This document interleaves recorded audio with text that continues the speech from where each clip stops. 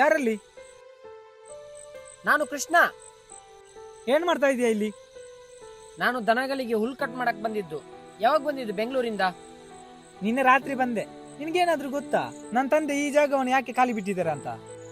ಹೋದ ವರ್ಷ ತನಕ ಕೃಷಿ ಮಾಡ್ತಾ ಇದ್ರು, ಈ ವರ್ಷನೇ ಏನು ಮಾಡಿಲ್ಲ. ಹೋದ ವರ್ಷ ಫುಲ್ಲು ಲಾಸ್ ಆಗಿತ್ತು. ಫ್ಲಾಟ್ ಮಾಡಿ ಬಾಡಿಗೆ ಕೊಡ್ಬೋದಲ್ವಾ? ಇದೇಂದನಿ ಈ ತರ ಮಾತಾಡ್ತಾ ಇದ್ದೀರಾ? ಎಲ್ಲಾ ಕೃಷಿ ಭೂಮಿನ ಫ್ಲಾಟ್ ಮಾಡ್ತಾ ಹೋದ್ರೆ ತಿನ್ನಕ್ಕೇನ್ ಮಾಡೋದು? ನೀವು ಹಳ್ಳಿ ಜನ ಈ ತರ ಎಮೋಷನ್ಗೆ ಒಳಗಾಗ್ತೀರಾ. ನೀವು ಯಾವಾಗ ಗ್ರೋ ಆಗುದು? ಸರ್ಕಾರ ಯಾವಾಗ ಬೆಂಬಲ ಬೆಲೆ ಘೋಷಿಸುತ್ತೋ, ಸರ್ಕಾರ ಯಾವಾಗ ರೈತನ ಬೆನ್ನ ಹಿಂದೆ ನಿಲ್ಲುತ್ತೋ, ಸರ್ಕಾರ ಯಾವಾಗ ಹಳ್ಳಿ ಕಡೆ ಹೆಚ್ಚು ಒತ್ತು ನೀಡುತ್ತೋ, ಆವಾಗ ನಾವು ಕೂಡ ಗ್ರೋ ಆಗ್ತೀವಿ.